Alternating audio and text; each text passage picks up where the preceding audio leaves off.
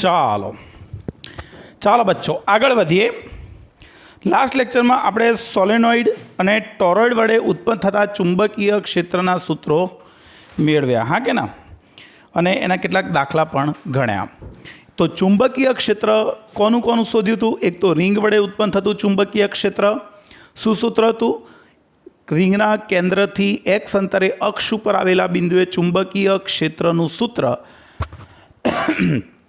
B बराबर μ0 capital N I A square upon x square plus 2 into x square plus a square is to 3/2 बराबर. म्यू0 शून्यावकाशनी permeability, ए एटले रिंगनी त्रिज्या, आई एटले प्रवाह, N एटले एमां आटाओनी संख्या, एक्स एटले केंद्रथी अक्ष परना बिंदुनुं अंतर. जो एना केंद्र पर चुंबकीय क्षेत्र गणवामां आवे तो चुंबकीय क्षेत्रनुं सूत्र हतुं B बराबर μ0 NI अपॉन 2R. પછી આપણે ભણ્યા તાર વડે ઉત્પન્ન થતું ચુંબકીય ક્ષેત્ર. એમ્પિયરના સર્કિટલ નિયમની મદદથી તારવ્યું કે અંદરના બિંદુએ ચુંબકીય ક્ષેત્રનું સૂત્ર કંઈક આવું હતું. શું હતું ભાઈ? બી બરાબર μ0 તાર વડે ઉત્પન્ન થતું ચુંબકીય ક્ષેત્ર તો 2π a સ્ક્વેર, અહીંયા આર સ્ક્વેર લખું, ઇન્ટુ આર, જ્યાં એના સમપ્રમાણમાં, અને બહારના બિંદુ માટે ગણીએ તો સૂત્ર હતું μ0I અપોન 2πr. આવું સૂત્ર આપણે મેળવ્યું હતું, હા કે ના, આ અંદરના બિંદુ માટે, આ બહારના બિંદુ માટે. ત્યાર પછી સોલિનોઇડ વડે ઉત્પન્ન થતા ચુંબકીય ક્ષેત્રનું સૂત્ર શીખ્યા μ0 NI અપોન 2. બંને કિસ્સામાં પરિમિત લંબાઈના તાર તેમજ પરિમિત લંબાઈના સોલિનોઇડ વડે ઉત્પન્ન થતા ચુંબકીય ક્ષેત્રના સૂત્રો પણ મેં તમને નોંધ તરીકે લખાયા હતા, જે આપણને કોમ્પિટિટિવ એક્ઝામ્સમાં કામ લાગે. અને છેલ્લે ટોરોઇડ વડે ઉત્પન્ન થતા ચુંબકીય ક્ષેત્રનું સૂત્ર આપણે તારવ્યું. તો હવે એક નવો અધ્યાય ચાલુ કરીએ, અને અધ્યાય શું છે ધ્યાનથી વાંચો. વિદ્યુત ચુંબકીય ક્ષેત્રમાં રહેલા ધન વિદ્યુતભાર પર લાગતા વિદ્યુત ચુંબકીય બળ, એનું બીજું નામ છે લોરેન્ટ્ઝ બળ. મહાન સાયન્ટિસ્ટ હતા લોરેન્ટ્ઝ, કે જેમને આ શોધ્યું હતું અને આનો અભ્યાસ કર્યો હતો, એટલા માટે એને લોરેન્ટ્ઝ બળ તરીકે ઓળખવામાં આવે છે. તો અહીંયા કહીએ કે જો કોઈ વિદ્યુત ભાર, નામ આપી દઈએ એનું Q, એ E જેટલા, કોણ બચ્ચાઓ? વિદ્યુત ક્ષેત્ર, અને B જેટલા ચુંબકીય ક્ષેત્રમાં V વેગથી ગતિ કરે તો તેના પર લાગતું કયું બળ? તો કે છે વિદ્યુત ચુંબકીય બળ. વિદ્યુત ચુંબકીય બળ બે સૂત્ર, એનું બીજું નામ શું કીધું મેં? લોરેન્ટ્ઝ બળ. F બરાબર, ધ્યાન રાખજો ભાઈ, વિદ્યુત ભાર છે એ વિદ્યુત ક્ષેત્રમાં પણ છે, ચુંબકીય ક્ષેત્રમાં છે. તો એના ઉપરના બે બળો પોસિબલ હોય, એક વિદ્યુત ક્ષેત્રને લીધે લાગતું બળ, અને બીજું મેગ્નેટિક ફિલ્ડ એટલે કે ચુંબકીય ક્ષેત્રને કારણે લાગતું બળ. તો મારે કુલ બળ કેવું હોય તો આપણે ભણી ગયા, Q વિદ્યુત ભાર E જેટલા વિદ્યુત ક્ષેત્રમાં હોય તો એના ઉપર લાગતું વિદ્યુત બળ F બરાબર QE. અને ચુંબકીય ક્ષેત્રમાં કેવું હોય તો સૂત્ર ભણી ગયા. F સૂત્ર ભણી નથી ગયા ભાઈ, સ્વીકારી લેવાનું છે. એક જૂનો જમાનો જે હતો એ જૂના જમાનામાં અમે એમ્પિયરના અવલોકન પરથી આ સૂત્ર તારવતા હતા, અને મોસ્ટ એમ્પી થિયરી હતી. તમારી નવી ટેક્સ્ટ બુકમાં આને સ્વીકારી લેવાનું છે અને એમ્પિયરનો નિયમ તારવવાનો છે પછી, બરાબર છે, એમ્પિયરના અવલોકન તારવવાનું છે. તો અત્યારે ખાલી આપણે આટલું સમજવાનું કે કોઈ Q વિદ્યુત ભાર E જેટલા વિદ્યુત ક્ષેત્ર અને B જેટલા ચુંબકીય ક્ષેત્રની સંયુક્ત અસર હેઠળ ગતિ કરે તો એના ઉપર બે પ્રકારના બળ લાગે, એક વિદ્યુત બળ, બીજું ચુંબકીય બળ. વિદ્યુત બળ તો આપણે જાણીએ છીએ QE, પણ ચુંબકીય બળનું સૂત્ર યાદ રાખવું Q into V cross B. આથી વિદ્યુત ભાર Q પર લાગતું કયું બળ? તો કે છે બચ્ચાઓ ચુંબકીય બળ. ભાઈ માત્ર ચુંબકીય બળની વાત કરીએ તો FM એટલે પહેલાં તમે સાંભળો છો AFM નહીં, FM મેગ્નેટિક ફોર્સ, તો is equal to Q into સૂત્ર મૂકી દો V ક્રોસ B. બરાબર છે, આટલું સૂત્ર હમણાં યાદ રાખવાનું. બરાબર છે. આના વિશે PhD કરવાની છે આપણે થોડીક આના ઉપર, પણ એ ટૉપિક હું પછી ચલાવીશ. અત્યારે મને ખાલી એક બેઝિક ટૉપિક ઉપર મારે આવું છે એટલે થોડીક ચર્ચા કરી લઈએ આપણે. તો અહીંયા જો મૂલ્યની દ્રષ્ટિએ લેવામાં આવે તો FM બરાબર Q, આ બંને વચ્ચેનો ક્રોસ ગુણાકાર દૂર કરીએ તો શું આવે? QVB sin થીટા, જ્યાં થીટા એ V અને B વચ્ચેનો કોણ છે, કોણ નહીં કોણ છે, ખૂણો છે. બરાબર છે. તો આપણા મગજમાં એક વસ્તુ ક્લિયર થઈ જાય કે એક જો વિદ્યુત ભાર કેવો હોય? સ્થિર હોય તો ભાઈ વિદ્યુત બળ FM બરાબર કેવું બચ્ચાઓ? 0. યાદ રાખો, સ્થિર વિદ્યુત ભાર પર ચુંબકીય ક્ષેત્રમાં બળ ન જ લાગે. એક વિદ્યુત ડાયપોલને ચુંબકીય ક્ષેત્રમાં મૂકવામાં આવે, એના વિદ્યુતભારો સ્થિર છે તો એના ઉપર બળ 0 લાગશે. બરાબર છે. તો જો વિદ્યુતભાર સ્થિર હોય એટલે કે વેગ શૂન્ય તો બળ લાગે નહીં. જો વિદ્યુતભાર ચુંબકીય ક્ષેત્રને સમાંતર ગતિ કરતો હોય, સમાંતર કે પ્રતિ સમાંતર ગતિ કરતો હોય તો તેના પર હોય તો, એટલે કે આપણે અહીંયા આવું લખીએ, ચાલો ને ભાઈ, V ઇઝ પેરેલલ અથવા તો વિરુદ્ધ દિશામાં હોય તો પણ થીટા કેટલો થાય? થીટા બરાબર 0 કે 180 ડિગ્રી લેતા ભાઈ ચુંબકીય બળ ફરી કેટલું થશે બચ્ચાઓ? 0 થશે. હા કે ના? તો યાદ રાખવાનું, વિદ્યુત બળ તો લાગે જ. જો Q વિદ્યુત ભારને E જેટલું વિદ્યુત ક્ષેત્ર લાગુ પાડ્યું હોય તો વિદ્યુત બળ તો લાગે જ. પણ ચુંબકીય બળની વાત કરીએ તો ચુંબકીય બળનું સૂત્ર રહ્યું Q × V × B. જો વિદ્યુત ભાર સ્થિર હોય એટલે કે વેગ 0 તો બળ ના લાગે. બીજો મુદ્દો, જો વિદ્યુતભાર ગતિ કરતો હોય તો બળ લાગે જ એવું ના કહેવાય. જો એનો વેગ ચુંબકીય ક્ષેત્રને સમાંતર હોય કે વિરુદ્ધ દિશામાં હોય. એટલે હું અહીંયા બચ્ચાઓ એક આકૃતિ દોરું તો માની લો કે આ ચુંબકીય ક્ષેત્ર આવેલું છે અને કોઈ Q વિદ્યુતભાર છે એ આમ ગતિ કરતો હોય, એનો વેગ આ દિશામાં તો પણ બળ FM કેટલું થશે? 0 થશે. હા કે ના? તો મગજમાં સેટ થવું જ જોઈએ કે ચુંબકીય ક્ષેત્રમાં બળ 0 હોવા માટે વિદ્યુતભાર સ્થિર જ હોવો જરૂરી નથી. સ્થિર હોય તો પણ 0 હોય અને ગતિ કરતો હોય પણ એનો વેગ બીને સમાંતર કે પ્રતિ સમાંતર હોય તો પણ બળ 0 થાય. 3, જો V લંબ બી હોય તો, વિદ્યુતભાર પર લાગતું બળ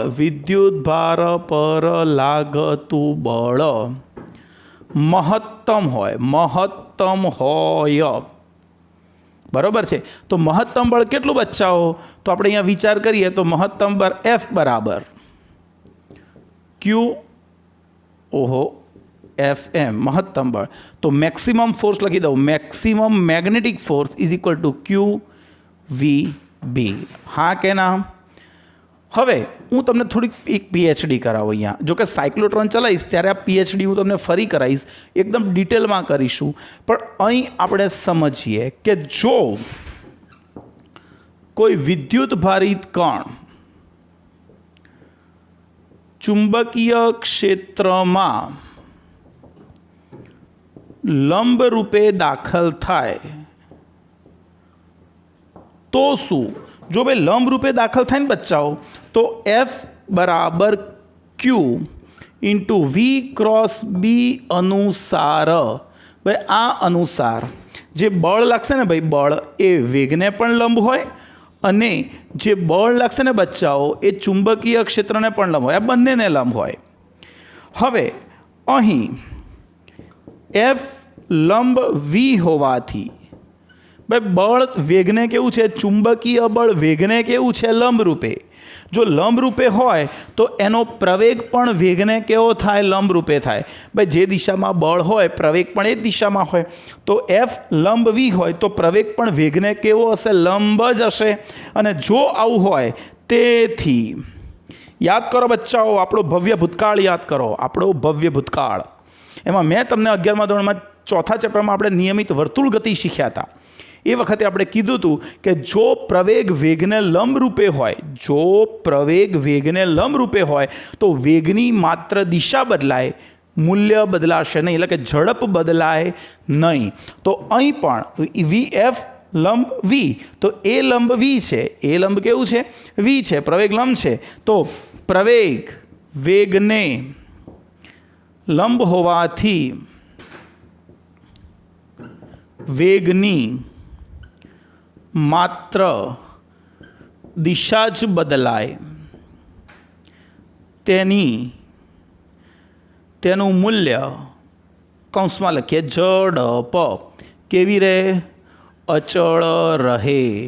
આથી મારે કેવું હોય તો લખાય કે વેગમાન બદલાય, કારણ કે વેગમાન કેવી રાશિ છે? સદિશ. તો વેગમાનની દિશા બદલાશે, મૂલ્ય તો એનું પણ અચળ જ રહેશે.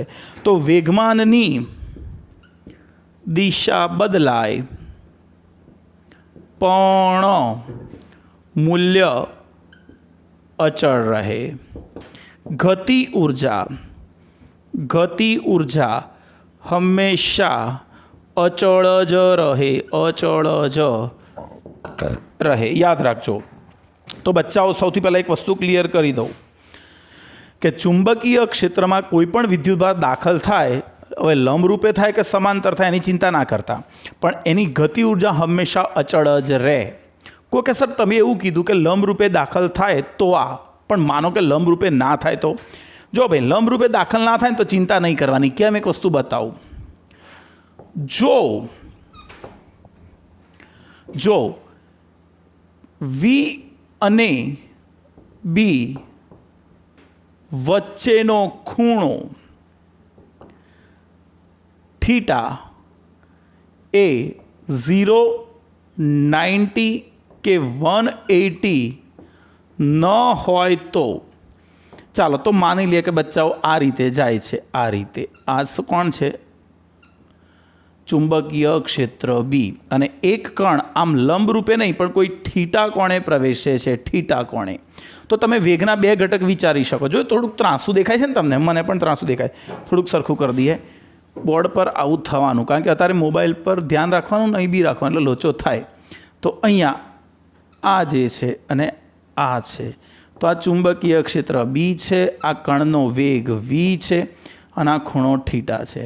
તો વેગના બે ઘટક, ભાઈ વેગનો આ દિશાનો ઘટક અને થોડુંક અહીં લખું તો વેગના બે ઘટક, ભાઈ આ દિશાના ઘટકનું નામ શું? વી સાઇન થીટા, અને આ દિશાના ઘટકનું નામ શું? વી કોસ થીટા. તો બચ્ચાઓ જો તો તમને ખબર પડી ગઈ કે જો વેગ સમાંતર હોય તો શું? બળ ના લાગે. અને વેગ લંબ હોય તો શું? તો બળ અને વેગ વચ્ચેનો ખૂણો લંબ હોય. આમ તો દરેક કિસ્સામાં લંબ જ હોવાનો છે, છતાં પણ એની ગતિ ઉર્જા કેવી રહેશે? અચળ છે અને વર્તુળાકાર ગતિ કરે. અહીંયા લખો તો લખાય. તેથી વિદ્યુત ભાર વર્તુળાકાર ગતિ કરે, વર્તુળાકાર ગતિ કરે. જો લંબ રૂપે પ્રવેશે તો કેવી ગતિ કરે? વર્તુળાકાર ગતિ કરે. સમાંતર પ્રવેશે તો બળ તો લાગતું જ નથી, એટલે જે ગતિ ચાલતી હોય એ જ ચાલુ રહે. ખબર પડી? તો અહીંયા કેવી ગતિ કરશે? વર્તુળાકાર. અહીં કેવી ગતિ કરશે? સમાંતર. હા કે ના? ઓકે. તો પછી અહીંયા વી સાઇન થીટા અને વી કોસ થીટા વેગના બે ઘટક પાડી દીધા. અલા બચ્ચાઓ વી સાઇન થીટા જે ઘટક છે ને, વી સાઇન થીટા એ જો ચુંબકીય ક્ષેત્રને લંબરૂપે છે, જ્યારે વી કોસ થીટા છે ને એ તો સમાંતર છે. એટલે કણ ઉપર બળ લાગવા માટે જવાબદાર ઘટક કયો? માત્ર વી સાઇન થીટા. એટલા માટે આપણે અહીંયા કઈ ગયું? આવી રહ્યું વી સાઇન થીટા ઘટક એકલો લઈ શકીએ. બળ માટે એ જ જવાબદાર હશે. અને જે વી કોસ થીટા છે એના કારણે તો બળ લાગતું નથી. હવે આ જે ઘટક છે એના કારણે કેવી ગતિ કરશે? વર્તુળાકાર. અને આના કારણે રેખીય. તો પછી અહીંયાથી જ્યારે પ્રવેશશે તો એ આમ ગતિ કરશે, આમ ગતિ કરશે. એટલે આ દિશાનો વેગ, આ દિશામાં એનો વેગ કયો હશે? રેખીય વેગ. અને જોડે જોડે વર્તુળાકાર ગતિ પણ કરશે. વાસ્તવ એની દિશા કેવી હોય તો વી ક્રોસ બી, એટલે આમ બળ લાગતું જાય તો આમ જતો જાય, આમ. બરાબર છે? તો અહીંયા કણનો ગતિપથ કેવો હોય? હેલિકલ આકારનો, હેલિકલ. अथवा एने कहेवाय स्पायरल स्पायरल कमान कमान ना कहेवाय स्पायरल आकारनो होय बराबर है। અને એની પીએચડી આપણે જ્યારે આગળ વધીશું ત્યારે કરીશું, પણ અત્યારે તો બચ્ચાઓ મેઇન આટલું શીખ્યા કે કોઈ ક્યુ વિદ્યુતભાર E જેટલા વિદ્યુત ક્ષેત્રમાં અને B જેટલા ચુંબકીય ક્ષેત્રમાં પ્રવેશે કોઈ પણ કોણે તો એના ઉપર લાગતું બળ F બરાબર QE plus Q into V cross B। આ વિદ્યુત બળ અને આ કયું ચુંબકીય બળ। હા કે ના બચ્ચાઓ પાક્કો। અને માત્ર ચુંબકીય બળની ચર્ચા કરીએ તો ખાલી આ એકલું જ આવશે। तो कोई क्यू विद्युतभार V वेगथी B चुंबकीय क्षेत्र में गति करतो होय तो एना उपर लागतुं बळ F बराबर QVB sin थीटा। आपणे लखो तो लखी शकीए ज्यां थीटा ए V अने B वच्चेनो खूणो छे। खरुं? लखी लो आटलुं, पछी आपणे मस्त भणीए।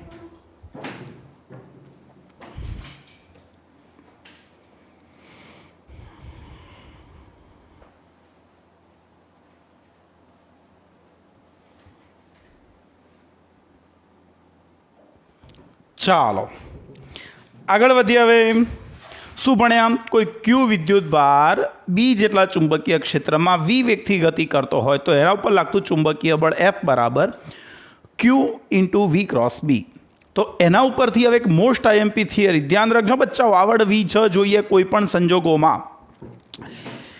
વિદ્યુત પ્રવાહધારિત વાહક પર, વાહક એટલે કોઈ તાર લઈ લો કે સળિયો લઈ લો, તો વિદ્યુત પ્રવાહધારિત વાહક પર लागता चुंबकीय बळनुं सूत्र मेळवो।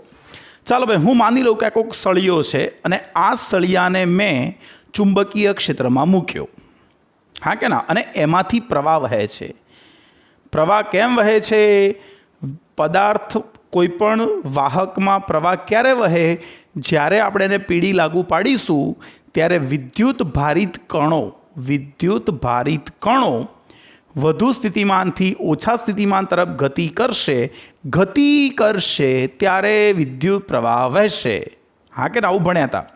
તો વાહકમાં વિદ્યુત પ્રવાહ વહે છે એનો મતલબ એવો થયો કે એની અંદરથી વિદ્યુત ભારિત કણો એટલે કે અત્યારે માનીએ તો ઇલેક્ટ્રોન્સ ગતિ કરે છે। બધામાં ઇલેક્ટ્રોન્સ હોવા જરૂરી નથી, કેટલાકમાં આયનો પણ હોય, બરાબર કે નહીં? તો અત્યારે એવું માની લઈએ કે વાહક છે, સળિયો છે અને એમાં प्रवाह रचाय है। भाई प्रवाह कोनी गति ने कारण रचाय? जनरली वास्तविक रीते इलेक्ट्रॉन्स, पण आपणे अत्यारे विद्युत भारो पकड़ीने चालीए तो आ तार में विद्युत भारो गति करे छे। विद्युत भारो गति करे छे, गति करे एटले प्रवाह रचायो। तो आवा प्रवाहवाळा तारने हूँ एक चुंबकीय क्षेत्र में मूकी दऊं छूं, थीटा कोणे चुंबकीय क्षेत्र में मूकी दऊं तो एना उपर लागता बळनुं सूत्र मेळवવું છે। भाई मने खबर है कि आ तार में विद्युत भारो एक नहीं घणा बधा हशे। एक कण ना होय, घणा बधा कणो गति करता होय।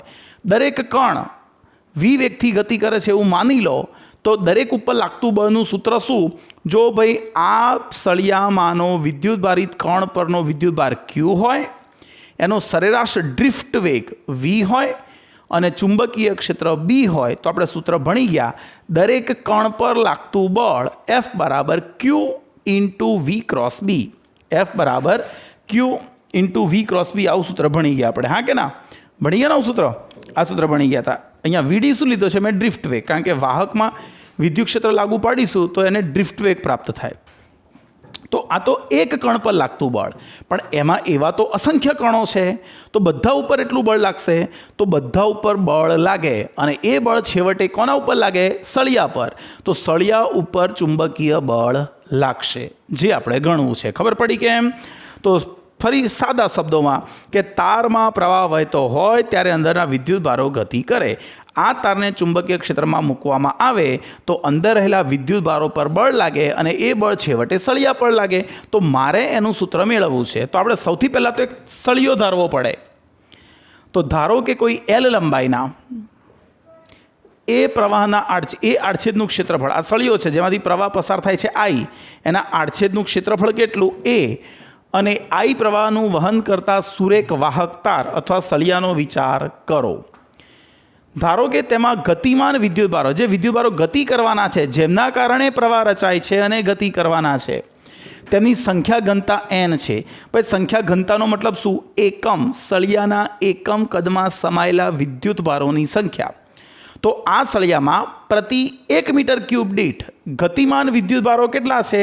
n પ્રતિ 1 મીટર ક્યુબ દીઠ. હવે આ સળિયાના લંબાઈ કેટલી? l, આડછેદ કેટલું? a. તો l ઇન્ટુ a કરું તો સળિયાનું શું થાય? કદ થાય. તો સળિયાનું કદ કેટલું? l into a. એકમ કદમાં n વિદ્યુતભારો, તો બધા વિદ્યુતભારો કેટલા થયા? તો તેમાં રહેલા કુલ વિદ્યુતભારોની સંખ્યા, ગતિમાન વિદ્યુતભારોની સંખ્યા nLa. n એટલે એકમ કદમાં રહેલા વિદ્યુતભારો, ગતિમાન વિદ્યુતભારો, la એટલે કદ, તો nLa એટલે એકમ કદમાં એટલા કદમાં રહેલા કુલ ગતિમાન વિદ્યુતભારોની સંખ્યા. અને ધારી લઈએ કે વાહકમાં એનો ડ્રિફ્ટ વેગ શું થાય? ત્રીજા ચેપ્ટરમાં ભણી ગયા. એટલે સરેરાશ v વેગથી ગતિ કરતા હોય તો એનો ડ્રિફ્ટ વેગ vd છે. હવે આને સમાન ચુંબકીય ક્ષેત્ર બીમાં મૂકવામાં આવે તો આ વાહકમાં રહેલા ગતિમાન વિદ્યુતભારો પર લાગતું બળ, અને એ બળ પાછું વિદ્યુતભારો પર લાગ્યું એટલે સળિયા પર લાગે, અને તેથી વાહક પર લાગતું ચુંબકીય બળ, એક કણ પર લાગતું બળ કેટલું? સૂત્ર બની ગયા q into v cross b. તો એવા કણો કેટલા છે? આટલા. તો આટલું ટોટલ બળ આપણને મળી ગયું. બરાબર છે. તો F બરાબર સૂત્ર nLa q into vd cross b. અહીં q કોણ છે? જે ગતિમાન કણ છે એના ઉપરનો વિદ્યુતભાર. હવે સમજો તમે, ભાઈ આપણે પ્રવાહ ઘનતાનું સૂત્ર ભણી ગયા, જે બરાબર NeVd. યાદ આવ્યું? ત્રીજા ચેપ્ટરમાં ભણ્યા હતા. જે બરાબર NeVd, પણ ત્યાં વિદ્યુતભાર તરીકે આપણે ઇલેક્ટ્રોન લીધો હતો, અહીં વિદ્યુતભાર તરીકે q લેવાનો છે. તો સૂત્ર બની ગયું જે બરાબર NqVd. આ કોણ? પ્રવાહ ઘનતા, વિદ્યુત પ્રવાહ ઘનતા, એકમ ક્ષેત્રફળમાંથી પસાર થતો વિદ્યુત પ્રવાહ, એટલે વિદ્યુત પ્રવાહ ઘનતા. ઓકે, તો અહીંયા n કોણ? ધ્યાન રાખજો, NqVd. તો આપણે અહીંયા કહીએ NqVd બરાબર કોણ? જે પ્રવાહ ઘનતા, અને જે ઇન્ટુ એ કરીએ NqVd ઇન્ટુ એ. એલને અહીં મોકલી દઉં, આને અહીં મોકલી દઉં. હા, તમારી ચોપડીમાં સ્ટેપ ગબ્બાયું છે તો આપણે લખીએ, પણ જો લખવું હોય તો આને થોડુંક અહીં લખી દઈએ. જોજો સરખું લખું છું. આ NLa into q into vd cross b. તો આને લખો તો આવું લખાય NqVd ઇન્ટુ a કૌંસમાં l ક્રોસ b. ભાઈ વીડી ઉપરનું તીર કાઢી નાખ્યું, વેક્ટર સદિશ, અને મેં એલને આપી દીધો. ચાલે, કારણ કે આપણને ખબર છે કે વાહકમાં વિદ્યુત ભારો એની લંબાઈને સમાંતર ગતિ કરતા હશે તો એલની દિશા એ જ વેગની દિશા, એટલે હું સદિશની આદાન પ્રદાન કરી શકું, એકનો સદિશ બીજાને આપી શકું. તો જે વીડીની દિશા એ જ એલની દિશા, માટે અહીંનું સદિશ કાઢીને મેં આને આપી દીધો, અને વીડીને બહાર લઈ લીધો, એલને અંદર લઈ લીધો. આવી ગયું. પણ હવે NqVd એટલે કોણ બચ્ચાઓ? NqVd એટલે જે, અને એ કોણ? આડછેદનું ક્ષેત્રફળ. તો જે ઇન્ટુ એ કોણ? વિદ્યુત પ્રવાહ થાય. હા કે ના? તો NqVd એની જગ્યાએ I મૂકવામાં આવે તો અહીં હું I મૂકી દઈશ, તો આપણું સૂત્ર થઈ ગયું NqVd એની જગ્યાએ IL ક્રોસ b. સમીકરણ નંબર 1. તો જો બચ્ચાઓ સાબિત થઈ ગયું. કોઈ L લંબાઈનો તાર જેમાંથી I જેટલો પ્રવાહ વહે છે એને b જેટલા ચુંબકીય ક્ષેત્રમાં કેવી રીતે મૂકવામાં આવે કોઈ પણ કોણે, તો એના ઉપર લાગતા ચુંબકીય બળનું સૂત્ર F બરાબર IL ક્રોસ b. શું સૂત્ર? F બરાબર IL ક્રોસ b. તો અહીંયા જુઓ, અહીં L કોણ છે? ભાઈ L એટલે સળિયાની લંબાઈને સમાંતર સદિશ આ, અને I ગુણ્યા L કરી દો. આ એક સળિયો છે ભાઈ, આ AB આ સળિયો છે, એની લંબાઈ કેટલી? L. બી જેટલા ચુંબકીય ક્ષેત્રમાં આપણે એને થીટા કોણે મૂક્યો છે? તો IL કોણ? IL એ પ્રવાહ ખંડ કહેવાય એક રીતે. હા કે ના? તો IL ક્રોસ b પરથી F બરાબર, ભાઈ ક્રોસ ગુણાકાર દૂર કરો તો શું થાય? ILB sine theta. ILB sine theta, જ્યાં થીટા એ IL અને b આ બંને વચ્ચેનો કોણ છે. બરાબર કે નહીં? તો કોઈ I પ્રવાહધારિત તાર કે જેની લંબાઈ L હોય એને બી જેટલા ચુંબકીય ક્ષેત્રમાં થીટા કોણે મૂક્યો હોય તો એના ઉપર લાગતું બળ F બરાબર મૂલ્યની દ્રષ્ટિએ શું થઈ જાય? ILB sine theta. મગજમાં યાદ રાખજો, I પ્રવાહધારિત L લંબાઈના તારને બી જેટલા ચુંબકીય ક્ષેત્રમાં થીટા કોણે મૂકવામાં આવે? તો તેના પર લાગતા બળનું સૂત્ર F બરાબર ILB sin થીટા. હા કે ના બચ્ચો? ચાલો હવે વાત આવી બળની દિશા. ભાઈ બળની દિશા કઈ? ક્રોસ ગુણાકાર IL ક્રોસ B. અને ક્રોસ ગુણાકાર માટે આપણે કયો નિયમ વાપરીએ છીએ? જમણા હાથના સ્ક્રૂનો નિયમ. તો પહેલાં આપણને ખબર છે કે ક્રોસ ગુણાકાર કરવાથી જે પણ દિશા મળશે એ આને પણ લંબ હોય, આને પણ લંબ હોય. પણ ચલો IL આમ છે, B આમ છે, એટલે આ બોર્ડ કહેવાય એ IL અને Bનું સમતલ કહેવાય. આ જે બોર્ડ છે એ IL અને Bનું શું કહેવાય? સમતલ. અને એ સમતલમાં બળ કઈ બાજુ લાગે? તો મને જમણા હાથનો સ્ક્રૂનો નિયમ પરથી દિશા મળે. પણ આપણે એના ઉપર નહીં, આપણે જમણા હાથ ઉપર જવાનું. ભાઈ પહેલો સદિશ કોણ છે? IL. પહેલો સદિશ કોણ છે? IL. તો ILની દિશામાં આંગળીઓ, ILની દિશામાં આંગળીઓ. હા કે ના? અને વાળવાની કઈ બાજુ? B બાજુ. તો IL cross B, IL cross B, IL cross B. હા કે ના? તો કઈ બાજુ લાગશે? અંદર તરફ. તો ચુંબકીય બળની દિશા જમણા હાથના સ્ક્રૂના નિયમ મુજબ IL અને B થી બનતા સમતલને કેવી રીતે મળે? લંબ રૂપે મળે. આ જે આકૃતિ છે એમાં ચુંબકીય ક્ષેત્રની દિશા પુસ્તકના પાનને અંદર જતી દિશામાં છે. હવે અહીં તો મેં તાર કેવો લીધો? સુરેખ. પણ ભાઈ બની શકે કે આ સુરેખ તાર ના હોય, આવા ચુંબકીય ક્ષેત્રમાં આવો અનિયમિત આકારનો તાર હોય. તો કંઈ વાંધો નહીં, આવા નાના નાના ખંડો વિચારવાના. આવા નાના નાના ખંડો, આ નાના ખંડો જુદા જુદા કોણે આવેલા હોય એ બધા દ્વારા લાગતું બળ શોધી અને પછી કુલ બળ મેળવવું હોય તો આવા નાના નાના ખંડોનો સરવાળો કરી દઈએ તો પણ આપણને કુલ બળ મળી જાય. આવડે કે ના આવડે? તો બચ્ચાઓ એક મોસ્ટ એમ્પી થિયરી હતી અને સૂત્ર પણ છે, આવડવું જ જોઈએ. બહુ જ અગત્યનું. I પ્રવાહ આધારિત L લંબાઈના તાર પર B જેટલા ચુંબકીય ક્ષેત્રમાં લાગતું બળ F બરાબર IL ક્રોસ B અને મૂલ્યમાં કહેવાય તો F = ILB sin થીટા, જ્યાં થીટા એટલે IL અને B વચ્ચેનો કોણ છે. ખબર પડી?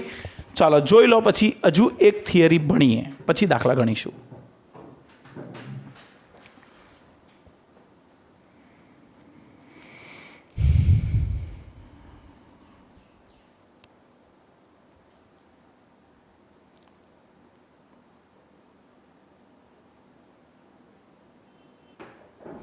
ચાલો આગળ વધીએ. તો આપણે શું ભણ્યા કે કોઈ I પ્રવાહ આધારિત L લંબાઈનો તાર B જેટલા ચુંબકીય ક્ષેત્રમાં હોય તો એના પર ચુંબકીય બળ લાગે IL ક્રોસ B. તો અહીંયા ધ્યાન રાખો, મોસ્ટ એમ્પી થિયરી. બે સમાંતર વિદ્યુત પ્રવાહધારિત તાર. કેવા તાર? સમાંતર વિદ્યુત પ્રવાહધારિત તારો વચ્ચે લાગતા ચુંબકીય બળનું સૂત્ર મેળવો. ભાઈ બે તાર લેવાના છે. કેવા? એકબીજાને સમાંતર, બંનેમાંથી પસાર થતા હોય પ્રવાહ. તો પછી તેમની વચ્ચે કેવું બળ લાગે એ આપણે શોધવાનું છે. તો આકૃતિ જોવો પહેલાં. ભાઈ મેં એક તાર વિચાર્યો A, એક તાર વિચાર્યો કેટલો? A. એમાંથી વહેતો પ્રવાહ IA. બીજો વાહક તાર B, એમાંથી એ જ દિશામાં પ્રવાહ પસાર થાય છે IB. અહીં થોડુંક ખીચડી થઈ ગઈ છે, ઊભા રહો, આપણે થોડીક ખીચડી છૂટી પાડી દઈએ. તો આ જે છે ને બચ્ચાઓ એ અહીંથી આમ, આ છે આમ, બરાબર છે. અને બ્લેક પેન વાપરવાની છે હવે. ઓકે, તો અહીંયાથી ભાઈ અહીંયાથી પસાર થતો પ્રવાહ, ઓહો,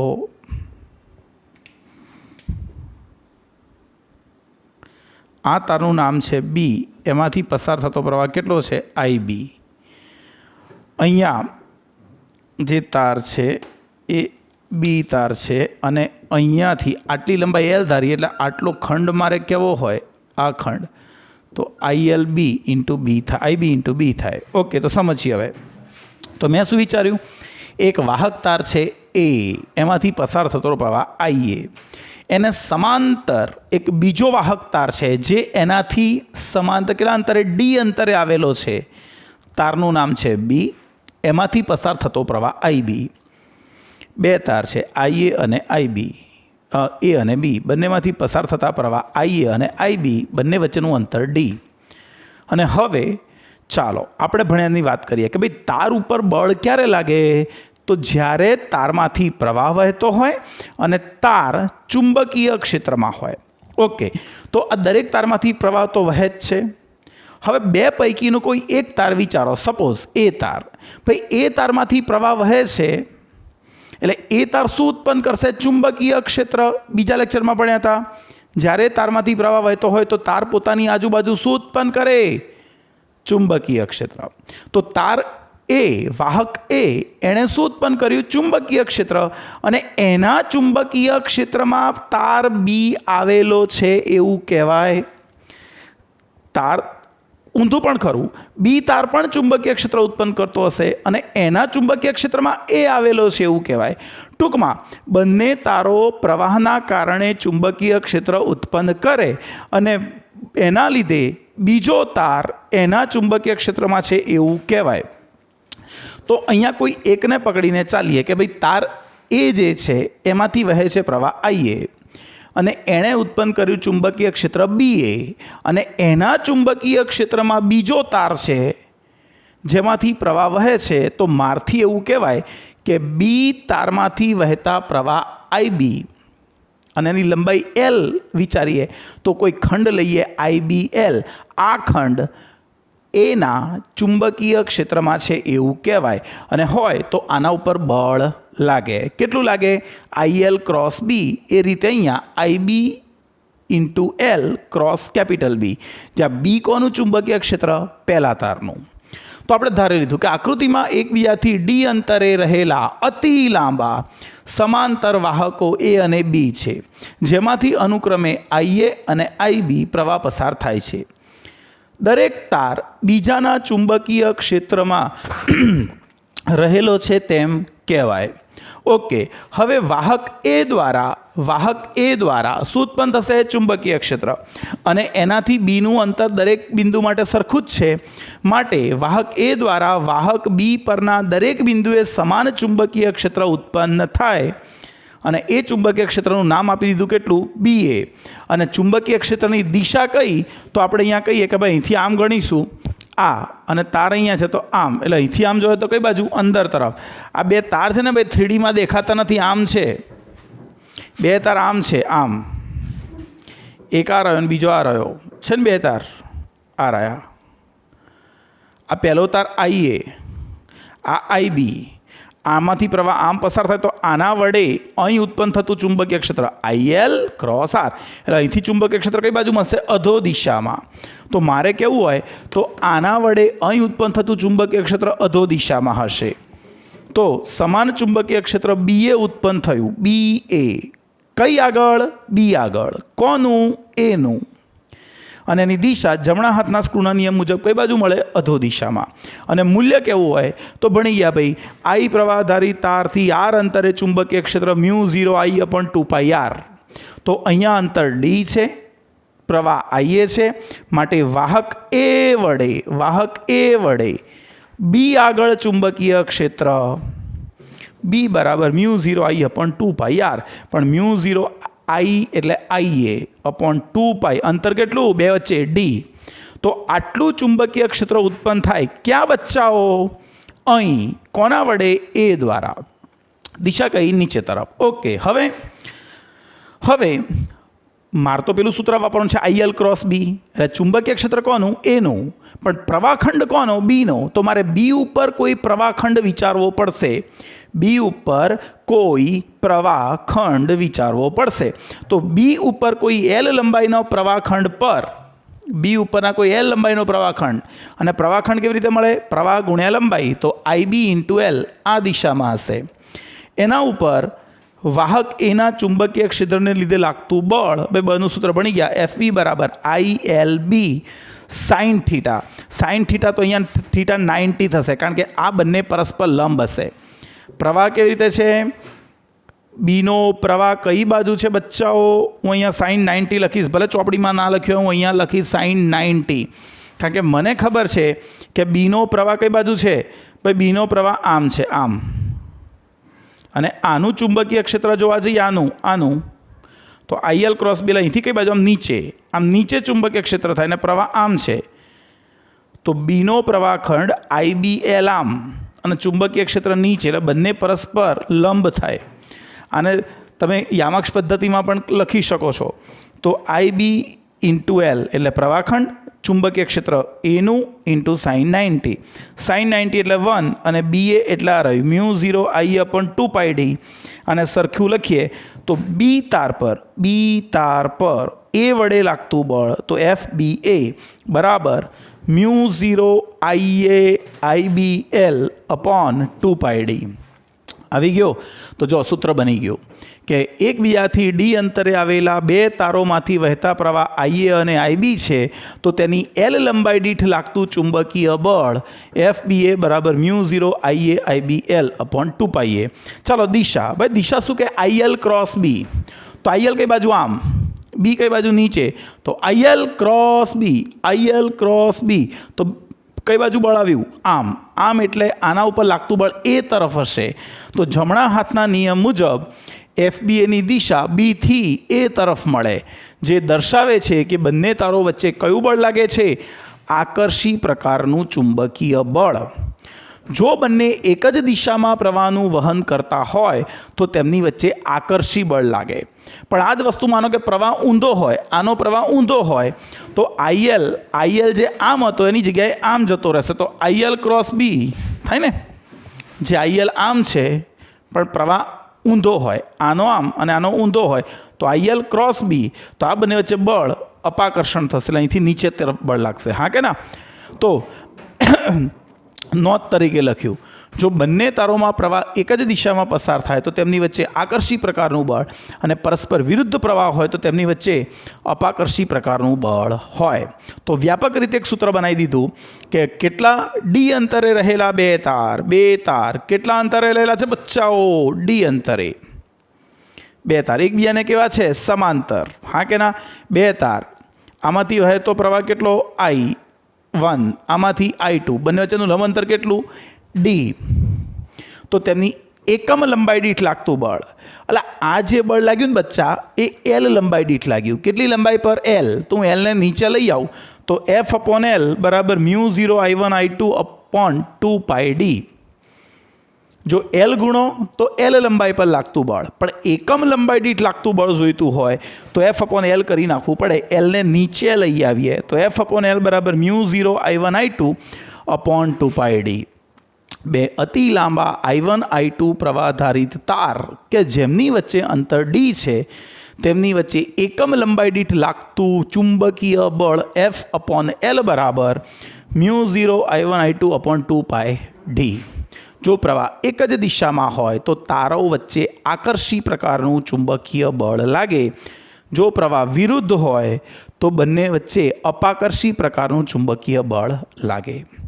તો ભાઈ જનરલી આપણે ભણી ગયા એમ્પિયર, પ્રવાહનો એકમ શું? એમ્પિયર. તો જ્યારે વૈજ્ઞાનિકોએ એમ્પિયર શોધ્યું તો એમ્પિયરની વ્યાખ્યા આ રીતે આપી હતી. થોડી કોમ્પ્લિકેટેડ વ્યાખ્યા છે. આપણે તો આવું ભણ્યા કે 1 સેકન્ડમાં આડછેદમાંથી પસાર થતો વિદ્યુતભારનો જથ્થો 1 કુલંબ હોય. 1 સેકન્ડમાં 1 કુલંબ જેટલો વિદ્યુત ભારનો જથ્થો આડછેદમાંથી પસાર થતો હોય તો પ્રવાહ 1 એમ્પિયર કહેવાય. પણ ભાઈ વ્યાખ્યા આપણે પહેલાં એ નથી ભણવાની. પહેલી વ્યાખ્યા જે પ્રવાહની આવી એ આના ઉપરથી આવી. કેવી રીતે? જો સમજો.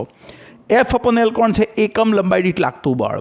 બે તારો એવા લેવાના કે જે એકબીજાને સમાંતર હોય, અતિ લાંબા હોય, એમની વચ્ચે શૂન્યાવકાશ હોય, અને આડછેદ અતિ અવગણ્ય હોય, એકદમ પાતળા તાર. તો બંને વચ્ચે સરખો પ્રવાહ બંનેમાંથી પસાર કરવાનો, સરખો, અને કેટલો? 1 એમ્પિયર. તો 1 મૂકો અને તારો વચ્ચેનું અંતર પણ 1 મીટર કરી નાખો. બે તારો વચ્ચેનું અંતર કેટલું? 1 મીટર. તો જો અંતર D 1 મીટર લીધું, પ્રવાહ પણ 1 એમ્પિયર લઈ લીધો. તો બધી સૂત્રમાં કિંમતો મૂકીએ તો F/L μ0 4π × 10⁻⁷ 1 × 1 અપોન 2π × 1, 2π એ તો 2, 2 × 10⁻⁷ ન્યૂટન પ્રતિ કુલમ. તો બચ્ચાઓ આ શું આવી ગયું ખબર છે? 1 એમ્પિયરની સૈદ્ધાંતિક વ્યાખ્યા SI પદ્ધતિ પ્રમાણે. આપણે જે વ્યાખ્યા ભણ્યા એ ટેકનિકલી સાચી વ્યાખ્યા નથી. ટેકનિકલી સાચી વ્યાખ્યા વૈજ્ઞાનિકોએ આ આપી હતી કે કેટલા પ્રવાહને 1 એમ્પિયર કહેવાય? તો એટલા પ્રવાહને 1 એમ્પિયર કહેવાય કે જે બે તારમાંથી પસાર કરવામાં આવે. એટલા પ્રવાહને 1 એમ્પિયર પ્રવાહ કહેવાય કે બે તારમાંથી પસાર કરવામાં આવે. કેવા તારો? સમાંતર, અતિ લાંબા, અવગણ્ય આડછેદવાળા અને એકબીજાથી 1 મીટર અંતરે મૂકેલા હોય, અને એમની વચ્ચે 1 મીટર દીઠ લાગતું બળ આટલું કરવા માટે જો આટલું બળ કરવું હોય તો કેટલો પ્રવાહ બંનેમાં સમાન પસાર કરવો પડે? તો 1 એમ્પિયર. એટલા પ્રવાહના મૂલ્યને 1 એમ્પિયર તરીકે લેવામાં આવે છે. તો વ્યાખ્યા ધ્યાનથી સમજવાનો પ્રયત્ન કરજો. 1 એમ્પિયરની સૈદ્ધાંતિક વ્યાખ્યા: 1 એમ્પિયર એ સ્થિર પ્રવાહનું એવું મૂલ્ય છે કે જે બે લાંબા, સીધા અને નહિવત આડછેદ ધરાવતા તથા શૂન્યાવકાશમાં એકબીજાથી 1 મીટર અંતરે સમાંતર મૂકેલા વાહકમાંથી પસાર થતો હોય ત્યારે બંને વાહકો વચ્ચે એકમ લંબાઈ દીઠ લાગતું ચુંબકીય બળ 2 × 10⁻7 ન્યૂટન પ્રતિ મીટર હોય તો જે પ્રવાહ તારોમાંથી પસાર થતો હોય એને 1 એમ્પિયર કહેવાય. આખી વ્યાખ્યા બાઉન્સર, સુપર બાઉન્સર, બરાબર કે નહીં? તો ખબર પડવી જોઈએ કે શું છે. તો ભાઈ 2 તારો વચ્ચે મારે એકમ લંબાઈ દીઠ લાગતું બળ, 2 તારો પહેલાં તો કેવા હોવા જોઈએ? સીધા, લાંબા, સમાંતર અને એકબીજાથી શૂન્યાવકાશમાં 1 મીટર અંતરે હોય. આમની વચ્ચે એકમ લંબાઈ દીઠ કેટલું બળ લગાડવું છે? 2 × 10⁻7 ન્યૂટન પ્રતિ મીટર. જો આટલું બળ ઉત્પન્ન કરવું હોય તો તારોમાંથી કેટલો સરખો પ્રવાહ પસાર કરવો પડે?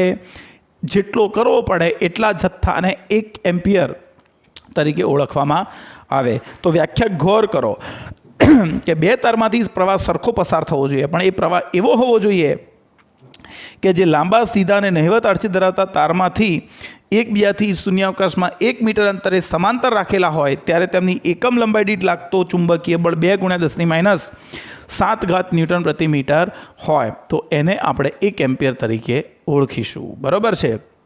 તો બચ્ચાઓ, મોરલ ઓફ ધ સ્ટોરી આજે શું શું શીખ્યા? 1. ક્યુ વિદ્યુતભાર ધરાવતો કણ વી વેગથી બી જેટલા ચુંબકીય ક્ષેત્રમાં જાય તો તેના ઉપર લાગતું ચુંબકીય બળ F બરાબર Q × V × B. પ્લસ વિદ્યુત બળે લખવું હોય તો F બરાબર Q × E plus V × B, જેને લોરેન્ટ્ઝ બળ કહેવાય. ત્યાર પછી એના ઉપર એવું સૂત્ર તારવ્યું કે કોઈ I પ્રવાહ ધારિત L લંબાઈનો તાર B જેટલા ચુંબકીય ક્ષેત્રમાં મૂકવામાં આવે તો એના ઉપર લાગતું ચુંબકીય બળ F બરાબર IL × B જેટલું હોય. અને એના ઉપરથી છેલ્લે તારવ્યું કે 2 અતિ લાંબા તારો કે જેમાંથી વહેતા પ્રવાહ I1 I2 હોય, બંને સમાંતર હોય ને એકબીજાથી D અંતરે રાખેલા હોય તો તેમની વચ્ચે લાગતું ચુંબકીય બળ L લંબાઈ દીઠ F બરાબર μ0, આ સૂત્ર યાદ રાખજો, F બરાબર μ0 I1 I2/2πd. Lને સામે મોકલી દઈએ તો L. એકમ લંબાઈ દીઠ શોધવું હોય તો Lને નીચે લઈ આવવાનો તો F/L બરાબર μ0 I1 I2/2πd. હા કે ના? પ્રવાહ એક જ દિશામાં હોય તો આકર્ષણ અને વિરુદ્ધ દિશામાં હોય તો અપાકર્ષણ. ખરું? જોઈ લો ચાલો આટલું એકવાર.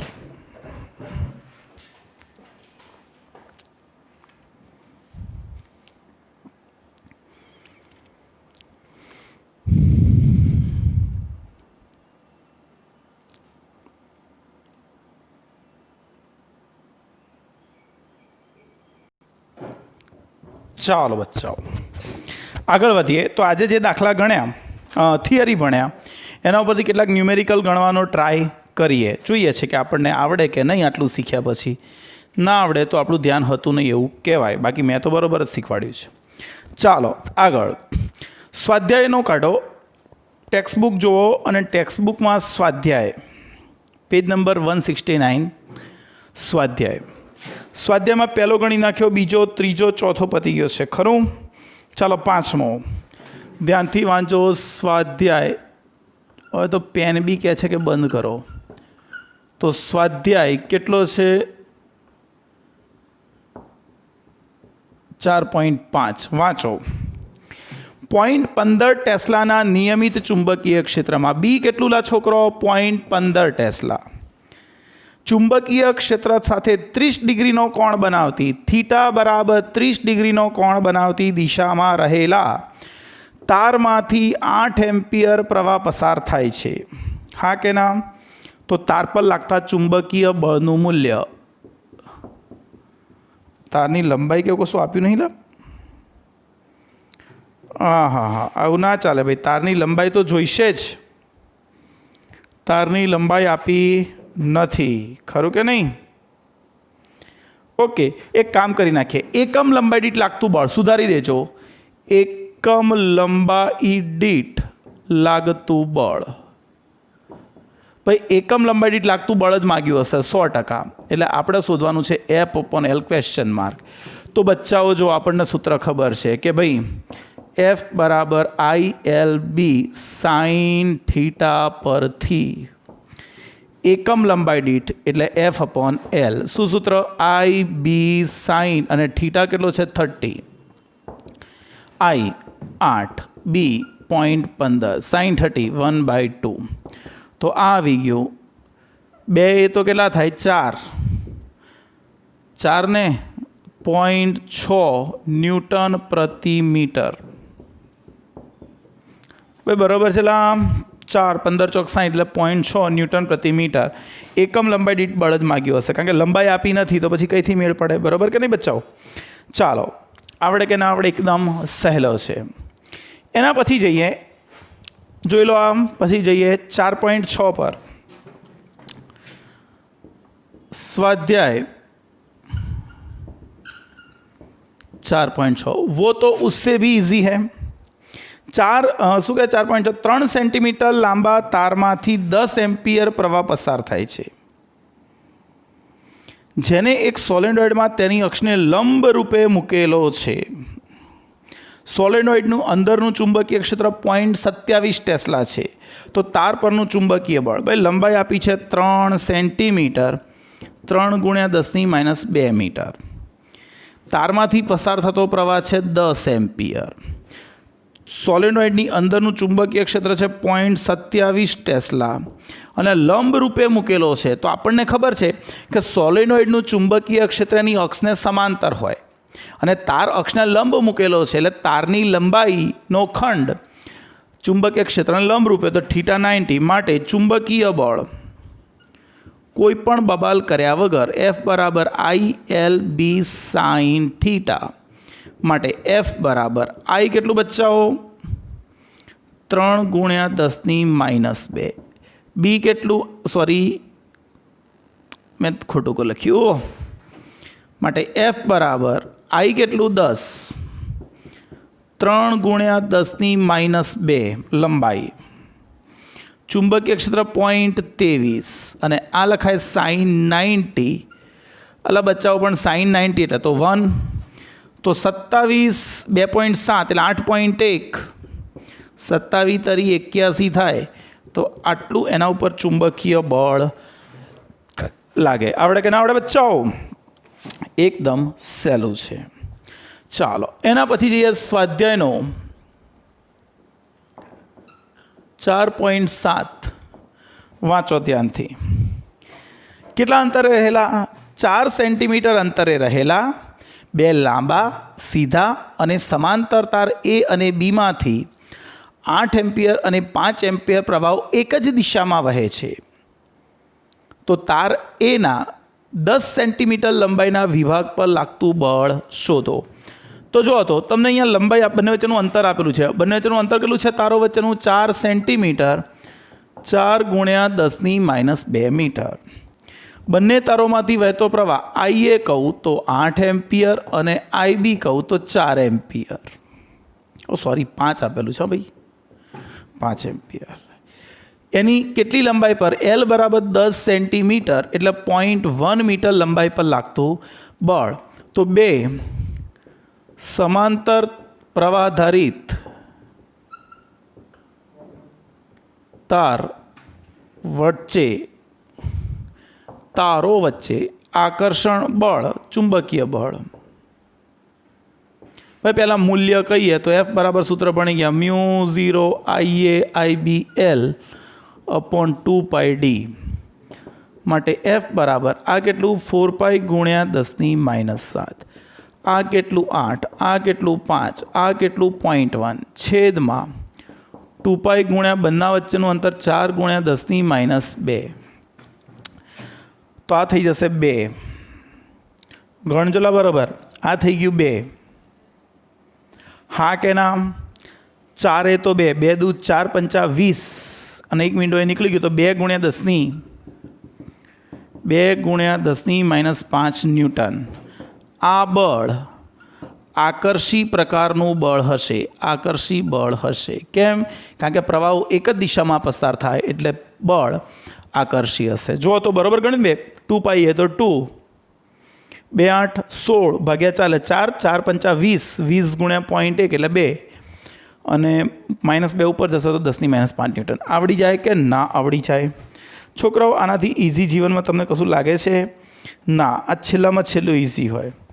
ચાલો આના ઉપરથી આગળ જઈએ તો 4.19 છે પણ હવે થોડાક લાંબા છે એ નેક્સ્ટ લેક્ચરમાં. વધારાના સ્વાધ્યાયનો 4.22 ગણીએ. વધારાના સ્વાધ્યાયનો 4.22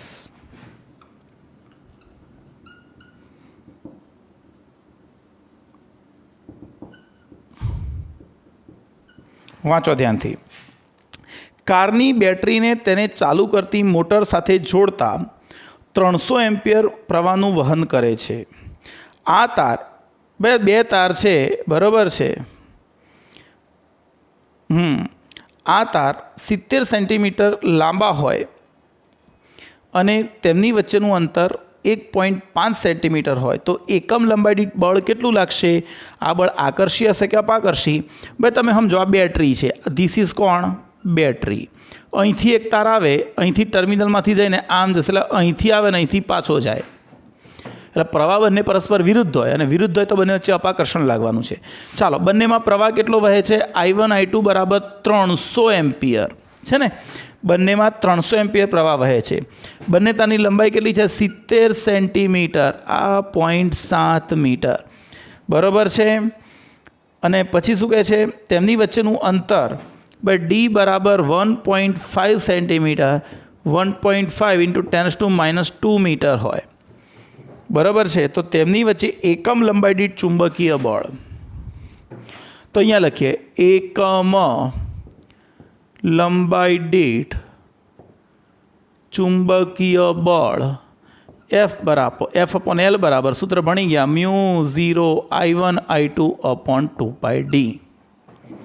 ચાલો μ0 કેટલું? 4π ગુણ્યા 10⁻7. પ્રવાહ 300 ગુણ્યા 300 છેદમાં 2π અને બંને વચ્ચેનું અંતર 1.5 ગુણ્યા 10⁻². હા કે ના? ઓકે, એકમ લંબાઈ દીઠ ગણવાનું છે તો લંબાઈ ધ્યાનમાં લેતા નથી. ચાલો આ થઈ જશે 2 બરાબર છે. આ એમ કેન્સલ નહીં કરવાનું પડે, હું મનમાં વિચારવાનું લા. તો આ થશે 2. આ મીંડા કાપી નાખીએ પહેલાં. 1 2 3 4 5 6 એટલે અહીંયા રહેશે 10⁻1. હવે સમજો બચ્ચાઓ, આ ઉપર ગયું એટલે 2, 1.5 એ તો 3, 2 2 દૂ 4 તરી 12 તો આ થશે 12 માટે 1.2 ન્યૂટન પર મીટર. આટલો જવાબ આવવો જોઈએ. તો બચ્ચાઓ ચાલો ચેક કરીએ આટલો જવાબ આવે છે કે નથી આવતો. બરાબર ને? કયો તો 4.22 1.2 ન્યૂટન પર મીટર. હા કે ના બચ્ચાઓ?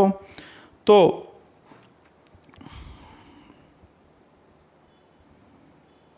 આકર્ષી પ્રકારનું.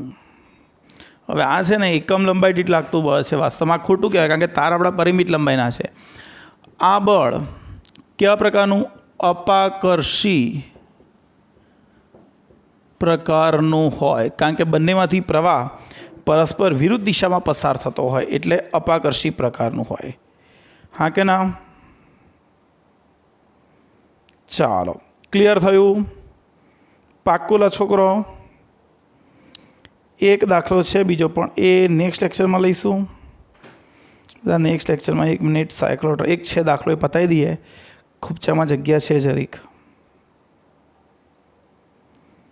4.7 4.8 ગણ્યો 4.9 4.9 બી પતી ગયો. લા આપણે તો બહુ બધું ગણી નાખ્યું.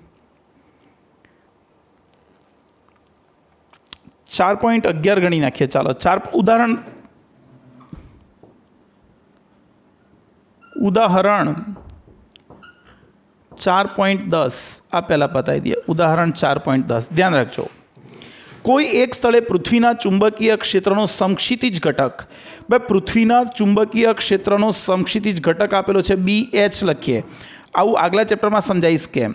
3 × 10⁻5 ટેસ્લા, બરાબર, અને તેની દિશા દક્ષિણ ધ્રુવથી ઉત્તર ધ્રુવ તરફ છે.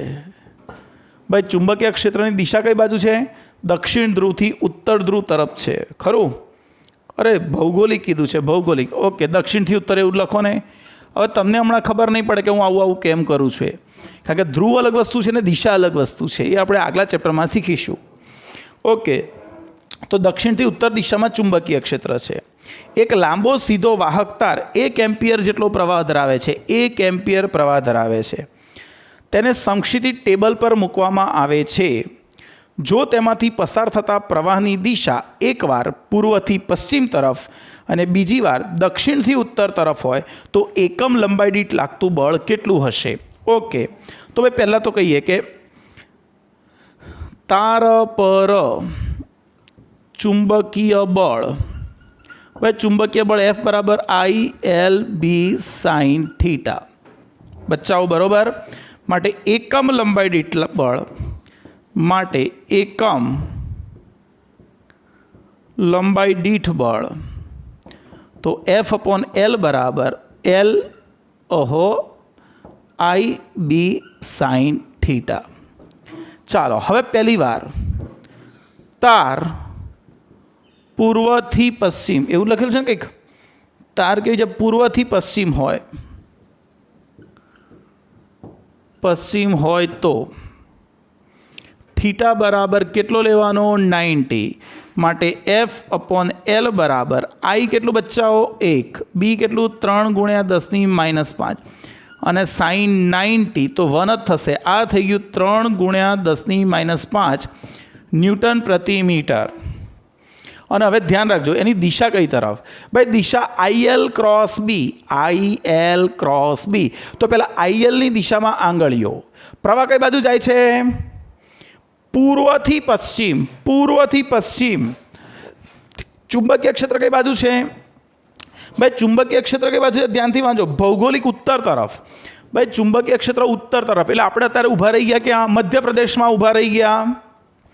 યાદ કરો ચુંબકીય ક્ષેત્રની દિશા ને બધું શોધતા મેં શીખવાડ્યું હતું. આપણે અત્યારે આંખો બંધ કરીને વિચારો કે ભારતનો નકશો છે અને તમે આમ નીચે પાથરીને ઉપર ઊભા છો એમપીમાં, મધ્યપ્રદેશમાં. ત્યાંથી પ્રવાહ કઈ બાજુ વહે છે?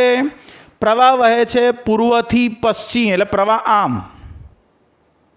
ચુંબકીય ક્ષેત્ર કઈ બાજુ છે?